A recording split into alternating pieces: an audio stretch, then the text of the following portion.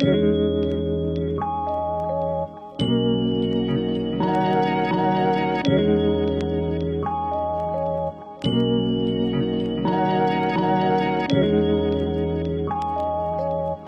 à tous et bienvenue sur la chaîne YouTube Plein les Yeux. Vous le voyez, je ne suis absolument pas au poulailler. Je suis aujourd'hui en journée beauté.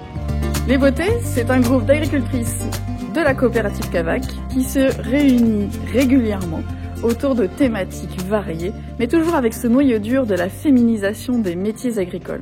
L'objectif clairement affiché, il est de faire de vous, mesdames, des ambassadrices du monde agricole partout où vous irez. Nous sommes en visite aujourd'hui à Déméter Énergie, donc à côté de Mosée-sur-le-Mignon, dans le 79. Nous sommes accueillis par Vanessa, à l'origine de la SAS Déméter Énergie avec son mari David, et donc actionnaire majoritaire, parmi 11 agriculteurs-éleveurs actionnaires situés à moins de 8 km du site. Le projet a eu lieu en concertation avec les habitants et c'est sans doute ce qui participe à sa réussite. Vanessa travaille avec 2 salariés.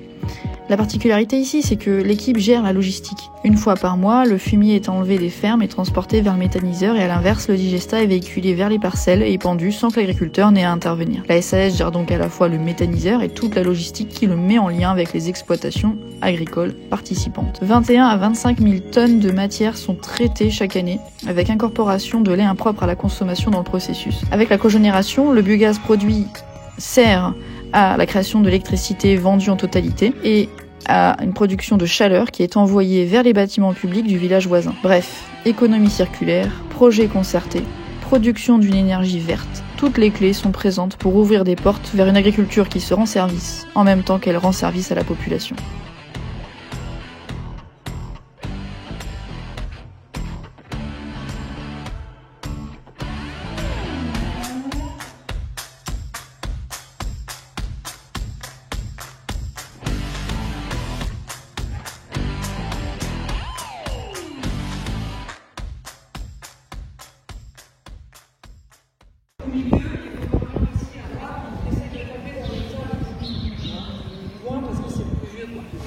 Sachant qu'on est dans vraiment le pic de production, c'est que là, on a toutes les stabules à sortir avant la mise à l'herbe.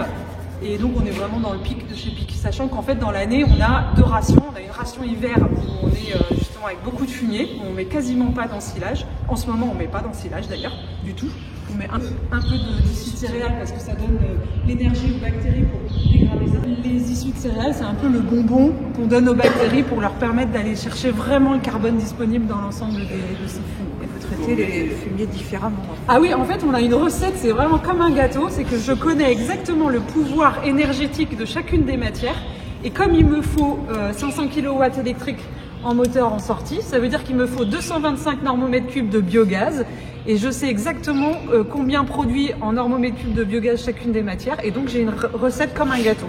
Je ne mets pas la même quantité de fumier caprin que de fumier bovin viande que de fumier bovin lait.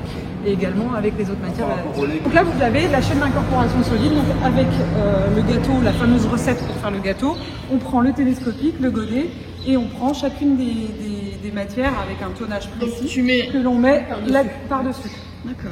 C'est le principe d'un épandeur, hein, pour celles qui connaissent ces épandeurs à fumier, en fait c'est le principe d'un épandeur à fumier. Exactement, on a des pesants en fait à chaque pied et vous avez 36 tonnes 120 là dans la trémie.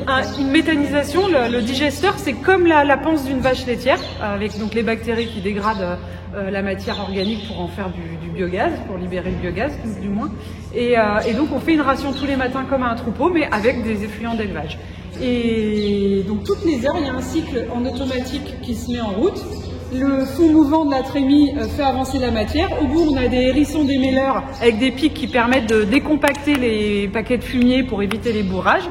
Le fumier tombe dans le tapis convoyeur, ça monte, ça tombe dans le gros cylindre turquoise là, qui est un broyeur, mais comme un robot de cuisine un peu, avec des couteaux et des marteaux qui permettent en fait les brins de paille qui sont longs comme ça, réduits comme ça, et surtout ils sont déchiquetés pour permettre à la bactérie de rentrer beaucoup plus facilement dans le brin et dégrader ce brin pour libérer le carbone. Et ça tombe ensuite dans le caisson gris en dessous, et là arrive le lait et le lisier pour faire un mélange pompable, liquide-solide, qui part dans la pompe turquoise en méthanisation. Ici, vous avez le déconditionneur de lait qui permet de traiter le lait en briquet en bouteille. on met les palettes autour et donc on a le tapis convoyeur qui permet de mettre les packs à la main, mais sinon on a avec le chariot élévateur, on met des demi-palettes, on monte les demi-palettes avec le chariot élévateur dans la trémie en haut et comme ça nous permet de traiter des demi-palettes d'un coup. On a un gros broyeur qui déchiquette les packs de lait et on a le déchet qui part d'un côté et le lait de l'autre. Le lait est pompé, stocké dans une cuve à l'extérieur et le déchet est compressé et tombe dans un caisson à l'extérieur. Et on l'emmène pour l'instant chez Rouvreau à Niort parce qu'on ne trouve pas de recyclage en direct. Nous, on fonctionne 24 heures sur 24, 7 jours sur 7. Donc on a un site, on a une cuve tampon qui nous permet de gérer la nuit et le week-end. Donc on met une quantité, on produit dans la journée la quantité nécessaire à la journée, plus la quantité nécessaire à la nuit à venir, plus une petite quantité nécessaire au week-end à venir. C'est bien que le vendredi soir, cette cuve est pleine et elle alimente en autonomie, de façon automatique, le digesteur. On n'a pas besoin de venir de faire de ration le samedi et le dimanche. Le digesteur et le post-digesteur. On a les premières étapes de la méthanogénèse dans le digesteur et les dernières, là où il y a vraiment la production de méthane, plutôt dans le post-digesteur. Et après, on a les deux gazomètres qui sont reliés et le gaz se mélange. En fait. Le gaz se mélange.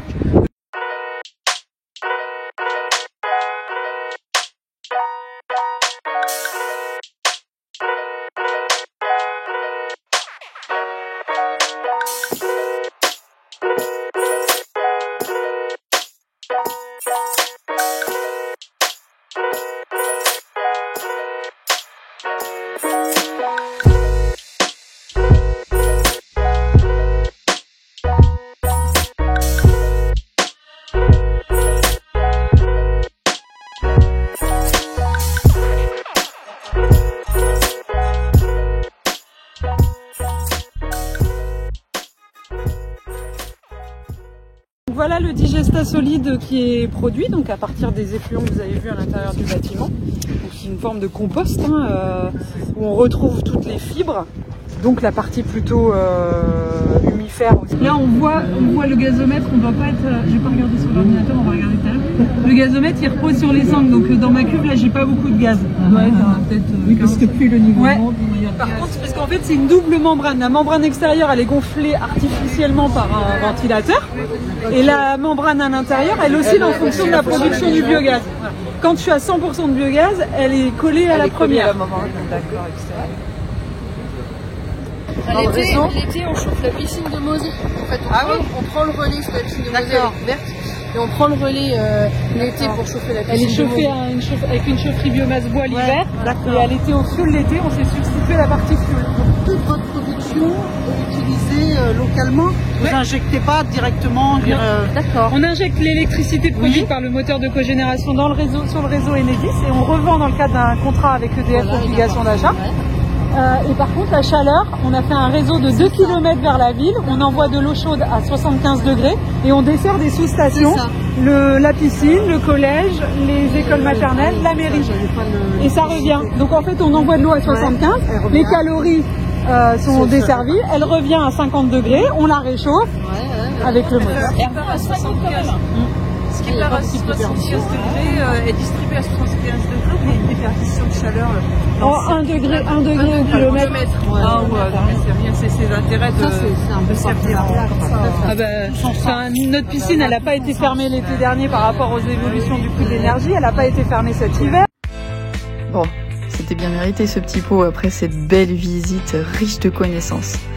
Alors après ça, nous sommes partis l'après-midi chez Delphine et ça donnera lieu à une deuxième vidéo. À très bientôt.